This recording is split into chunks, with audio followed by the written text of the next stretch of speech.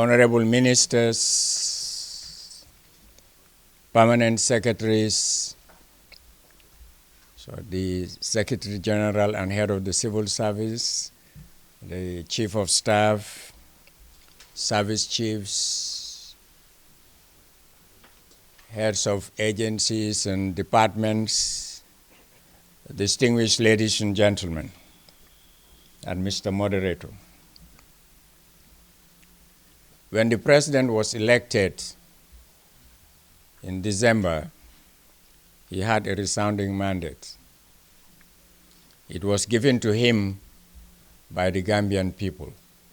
On that mandate, and in fulfillment of the Constitution, he selected a cabinet. And the cabinet, chaired by the President, constitutes the executive. The executive sets the development agenda and sets the tone for the implementation of that development agenda. As somebody who has been appointed to coordinate government affairs, I had a discussion with His Excellency and colleagues and said we should have a cabinet retreat. But it will not be like the old types of retreat. This is going to be a different retreat. A retreat that will discuss the pressing priority development imperatives of this country and come up with an implementable action plan that has timelines, people who would deliver and give results with a monitoring dashboard. As we implement, we self-assess and see how far we are going, what progress has been made, what are the implementation constraints, and what is the panacea to those implementation constraints. The Gambian people have great expectations. And it reminds me of two writers. Charles Dickens wrote Great Expectations. Chinua Achebe wrote No Longer at Ease. The Gambian people have great expectations, and they are no longer at ease. To make them at ease, we have to deliver the development agenda of this government, our government. And in so doing, we identified 10 priority areas. They are not exhaustive, but there are priorities within priorities. Came up with the civil service reform, hence the appointment of a minister for the civil service. The civil service is the engine of ideas, the engine of programs, the engine of projects, but also the implementers of those projects, programs, and ideas. To have an effective and efficient civil service, we have to have an intermural focus of the civil service, do an assessment of the civil service, do a profiling of the civil service, have a baseline, set benchmarks, design a performance contract, which will include, among other things, training, and the training could be spaced or phased in three. There's the pre-service training, there's the long-term and the medium-term training, and there is the in-service training to bring people up to speed, because skills and knowledge, they're evolving, they're dynamic, they are not static. What was required in the 60s and the 70s is not what is required today in terms of skills and knowledge application. In the 60s and the 70s, it was trendy to study political science and international relations because that was the fight for independence. And there was a paradigm shift in the 80s and 90s because we wanted economic independence. That's the time we talked about structural adjustment, the Program for Sustainable Development, the CCAL and others.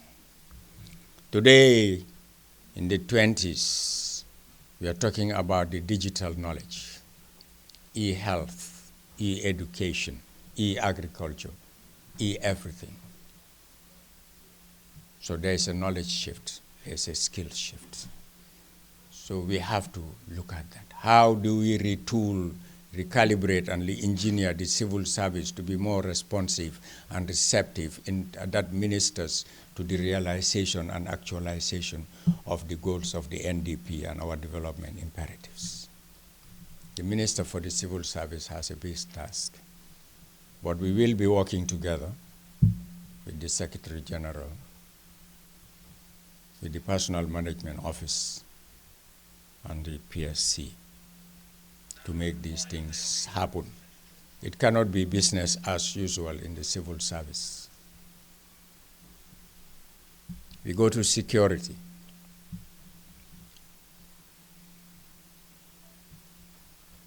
We would have to mobilize resources for them to be more effective. We don't have to take security for granted. In security, you never say it cannot happen or it will not happen. It happens when you least expect it to happen, because that's the time they strike. They catch you unawares. We will have to make the police, the drug squad, the military more effective, more efficient, but more importantly, more professional. That is important, so that you earn the respect of the people. It is unacceptable for an officer to see you on the road, stop you, and tell you, we don't have attire. It is unacceptable for an officer to tell you Silobula and you say Dasa Modena. Those things are unacceptable for a uniformed person. I think that kind of discipline, the Minister of Defense, the Minister of Interior, and their heads of, the heads of the security should look at that.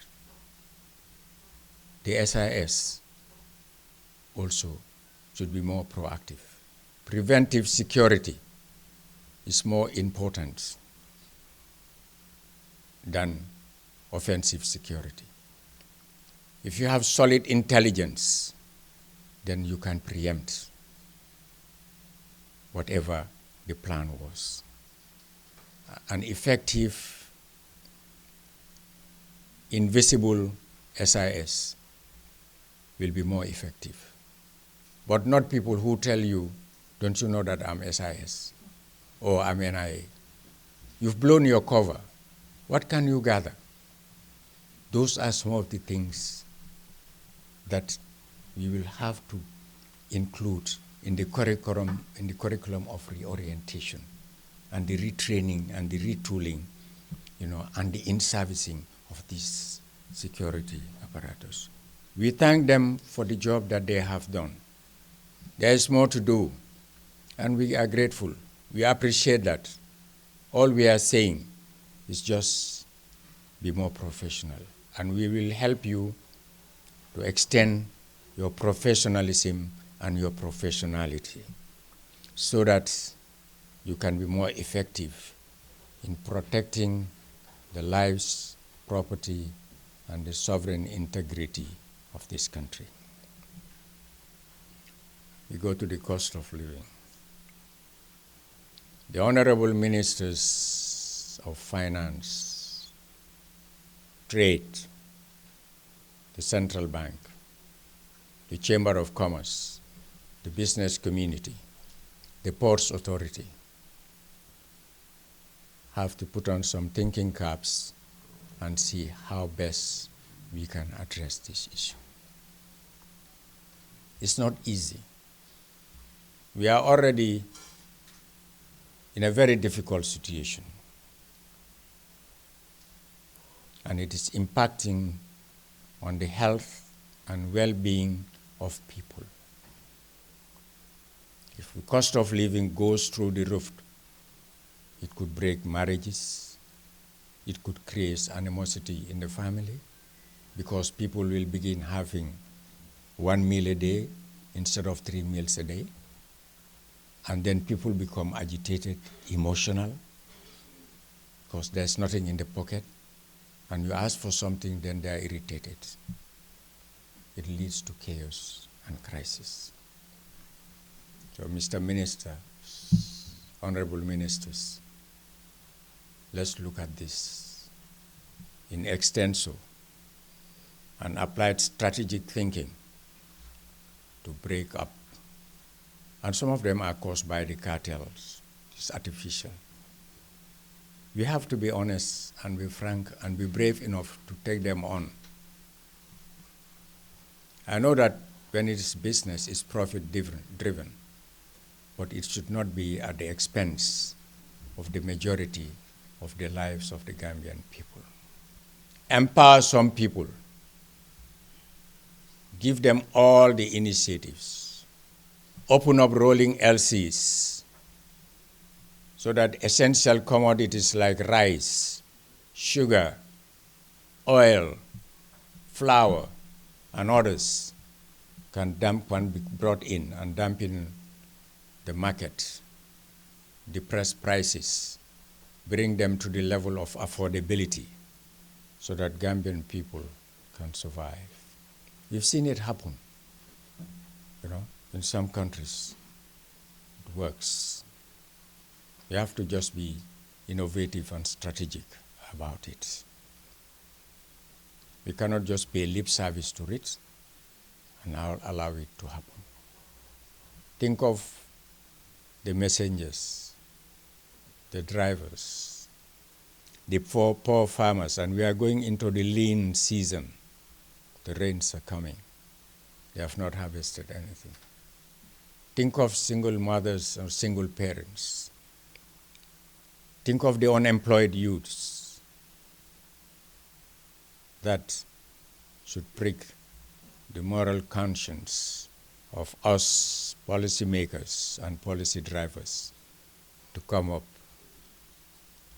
with strategies that would bring affordable prices so that people can live in peace rather than in pieces. And that brings me to employment, and it's cross-cutting. There's the Ministry of Youth, the Ministry of Trade, the Ministry of Education, the two ministries of education, all of us, the whole government, our government. The Gambia has a very high rural-urban migration. It has a very high Gambia to Europe migration. The Europe of the 50s and the 60s and the 70s, or up to the 80s, is no longer the Europe of now. It was easy then, and you could make it. But today, we could mistake in Europe, as the goal, but it's the glitter rather than the goal for us today. Hence, the barbed wires and the walls and the repatriations and so on. And that relates to my point, and I would link the two thematic areas, migration and employment. The question is, why do they leave? There's a push factor. They come to the urban area from the rural areas because of the Coca-Cola neon light attractions of the cities, the metropole. And they think it is all life. And you see them teeming around the Senegambia area, the red light district. That is not life. We should revisit our education policies, our employment policies, to make sure that they are gainfully employed, whether it is in tourism, whether it's in the fisheries industry, whether it is in professional vocations like teaching or the security forces or wherever. We should make it possible. All small enterprises, an entrepreneurial citizenry that is enterprising in mindset, enterprising in effort, enterprising in skills that minister to their level of employability, a gainful employment that would have a redounding effect positively on the families. The most important thing somebody has in life is his or her life. But if you act out your life in the desert sands of the Sahara, only perhaps not to reach the shores of the Mediterranean and die, or get enslaved and tortured in some Mediterranean country or countries, or drown in the treacherous waters of the Mediterranean. And even if you are lucky and you cross to Europe, you are told you are not wanted because you are put in some tent, some camp, you are barbed wired or walled out. You find yourself in the freezing cold, and you get up in the morning and you find your fireplace cold. That is a serious issue. We have to look at that and readdress that. It also has a negative impact on the country because your tomorrow, that is the youth, the labor force, the effective and efficient and competent labor force is migrating. There's labor migration. So who stays back? The retired, the old, and the feeble. Those people cannot move this country tomorrow. So you've mortgaged your future. So we have to address those issues. Concrete action plans that we need to do to be able to make sure that at least, we can have them gainfully employed. They employ themselves, or they are employed by the public sector, or they are employed by the private sector. It can only happen if they have the relevant and requisite skills that those industries or the private sector needs or the public sector needs, or they themselves can use to be able to, carve out a living for themselves. Mr. Chairman, there is also the land issue. If you look at the size of this country, I don't think we are more than 11,000 square miles. We have that landmass. Part of it is occupied by water. Part of it by our forests. We need land for shelter. If we commercialize this land, our families, the future generation, where would they live? Especially when you give it to foreign private estate developers who make millions, repatriate the money, then there's capital flight. And then we are denuded of land for our families. No, that is wrong.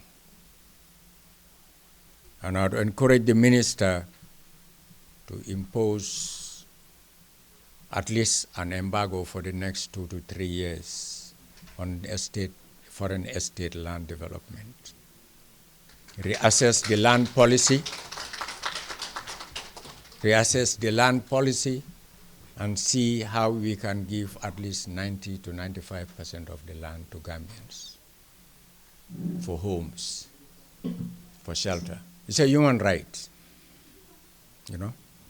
But also we need land banking for tourism.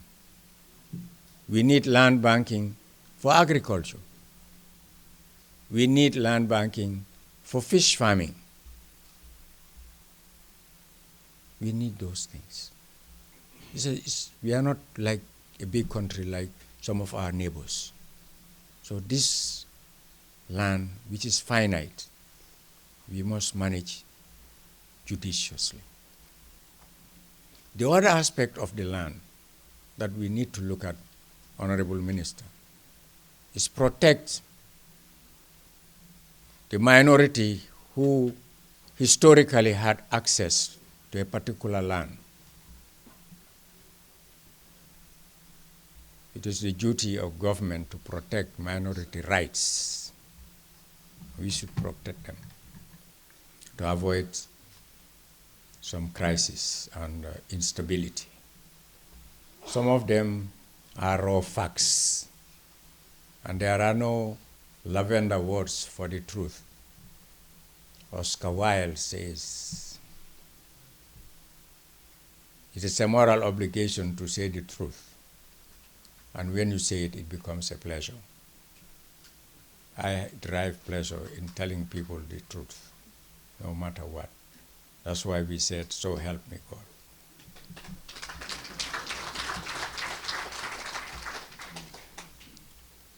Education. We are on the reform process. I'm a derivative of the education sector, and I'm sure my predecessor, together with his counterpart in basic education, which is the feeder ministry, will continue the reform of the GTTI into the University of Applied Science, Engineering, Technology. It's already on. They are on their second year doing their BSc in the engineering departments. By the University of Kwame Nkrumah and also the University of Demon Fort. And MDI, which is GPAM now, Gambia Institute of Public Administration and Management, partnering with Subdeco and MD and JIMPA in Ghana, offering degrees that is on up to master's level. The Gambia College, the policy would be broken up into 3. The School of Agriculture will go into the University of the Gambia. The School of Nursing and Public Health will go into the Gambia. And the biggest school, which is the School of Education, will stand alone, and we will have a teacher university education. And come September, we are phasing out what used to be called the PTC, Primary Teacher Certificate, or now diploma, and elevating it to the level of the ATC or the advanced diploma. The quality of education is as good as the quality of its teachers. If the teachers are poorly educated, obviously the students will be poorly educated. And it has a contagion factor on the society. Poor engineers, poor doctors, poor economics, poor lawyers, poor nurses, everything poor. And obviously you end up having cumulatively, in aggregate terms, poor society. Education has to get it right. It is at the front, it is at the forefront of development. You cannot run quality education on serendipity. It has to be well designed. Emphasis put on access, yes, but more importantly, on quality. And it starts from early childhood, coming all the way to lower basic, upper basic, secondary, to tertiary education. And I have no doubt that the 2 ministers, who, by the way, education is their respective competencies, will make sure that we achieve quality education for our kids. That is important for us. We should be able to identify what is best for us. John Dewey says, in the multitude of educations, education is lost. It is that lost education that you should find and bring it back, which is qualitative, relevant, appropriate, and ministers to employment, gainful employment. Foreign policy. I'm not sure we have a foreign policy. If we do, it's dormant. So we need to make sure that we have an effective, well-signposted foreign policy. A foreign policy that has differential targets. A foreign policy that has differential strategic partnership. A foreign policy that goes for a positive sum game, a win-win situation, because that's what it is all about.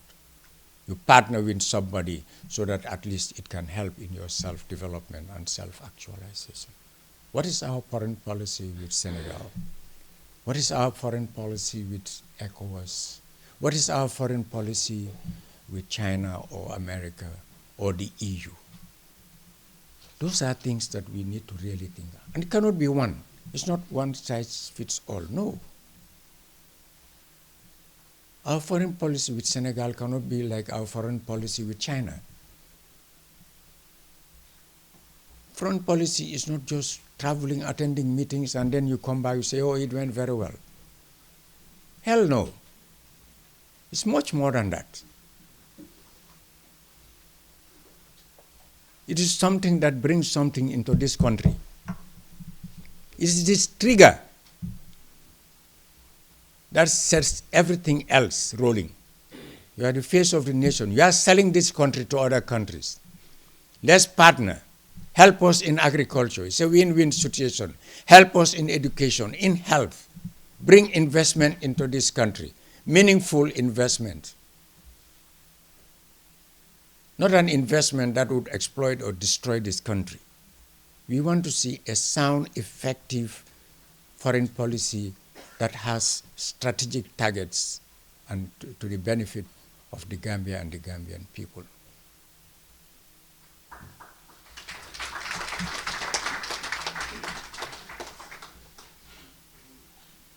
Tourism.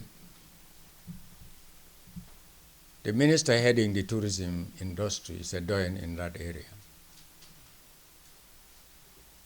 But I would want the minister to look at the sector.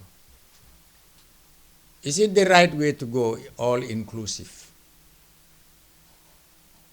Do we need tourists who would just come here, buy a bottle of water, and keep refilling it from one dispenser to another until they go home? Or who sits in some nearby restaurant and buys food?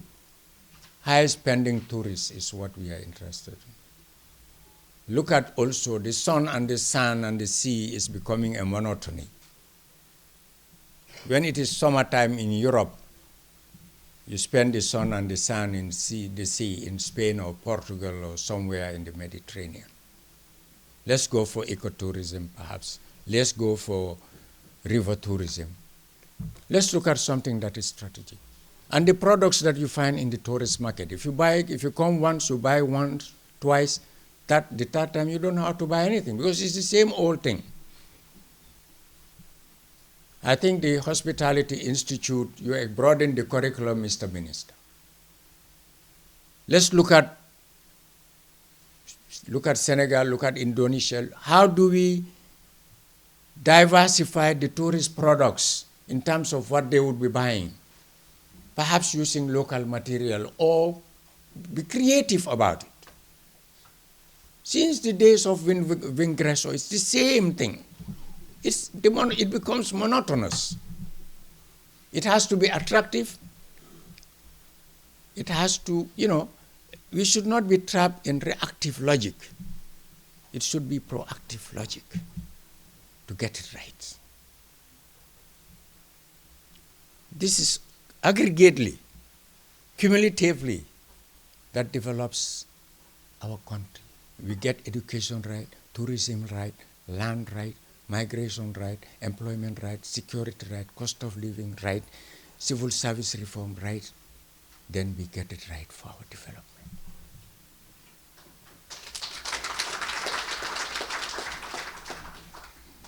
In the 70s and the 60s, the Arab world was desert. The days of King Faisal and Sheikh Yamani.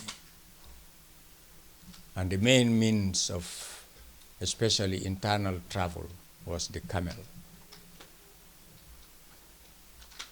The development curve in that area between the camel and the Lexus, the BMs and the Benzes was very short. They got it right. That's why everybody today wants to go to Dubai. You want to go to Jeddah. You want to go to Oman. You want to go to Qatar. China in the days of Chairman Mao in the 70s. Chu Enlai in the 70s. And China today of Xi Jinping. It's like cheese and chalk. They got it right. Because when Deng Xiaoping took over and visited the Asian tigers, he realized that China had to reform. It cannot be the China of those yesteryears. It was the frugal, tough-mindedness of those Asian tigers, together with their Spartan character, and of course being in the borderline of the Cold War, they got it right. And we also need to get it right. And we can only get it right if we change our attitude, if we change our mindset, if we change our politics. Politics is just having really the same agenda, but different ways of achieving it. There's no political party in this country which does not want youth to be employed. It's the same agenda. There's no political party which does not want access to good health care. There's no political party which says that my agenda is not qualitative education or, tourism, at its best, or land reform, or whatever you want. We all have the same agenda. It's just different ways of getting it. All roads lead to Rome. It's just different ways of doing it. So there's no need for acrimony. There's no need for insults. When people are voted in, you put aside the politics. You bring development, cooperation, partnership, and we move on. When it is time for politics, we go back to the Gambian people. And they decide who they want. And you do it. But if we spend most of the time in acrimonious politics, it retards us. It takes us back.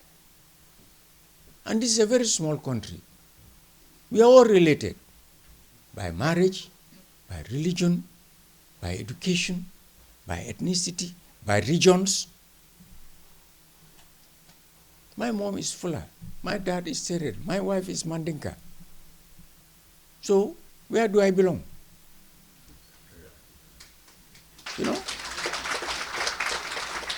And I'm sure I'm not the only one, many people. So let's put that aside. Let's see the Gambia first. States go beyond individuals. Gandhi says when the interest of the state conflicts with the interest of the individual, the interest of the state prevails. The state is the aggregate whole.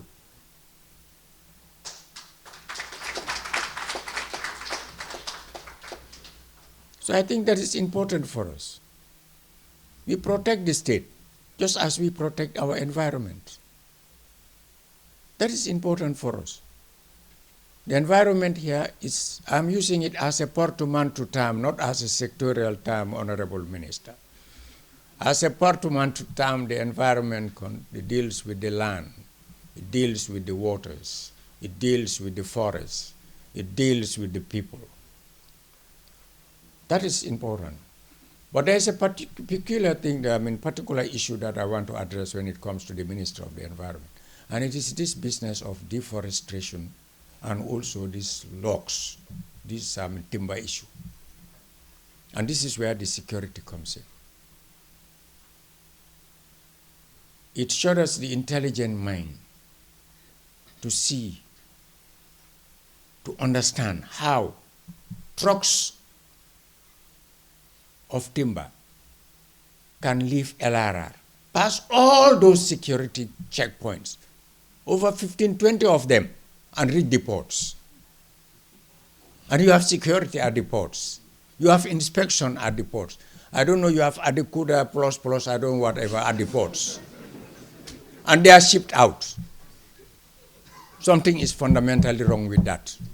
And the security have to fix it. The security, they have to fix it. Ports have to fix it, or they are answerable to government.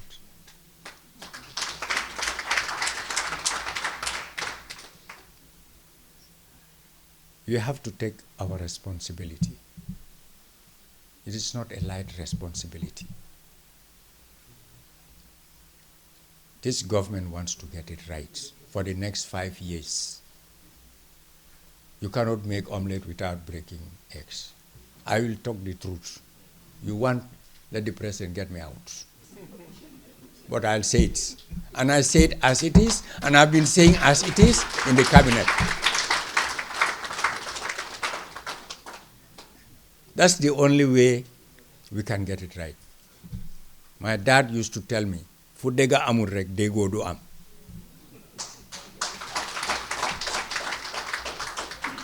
So nañ wax dega bi, and we talk about it, we make sure that we implement what is right. It is right to do what is right, to get it right. And we have to get it right by doing what is right. Thank you very much.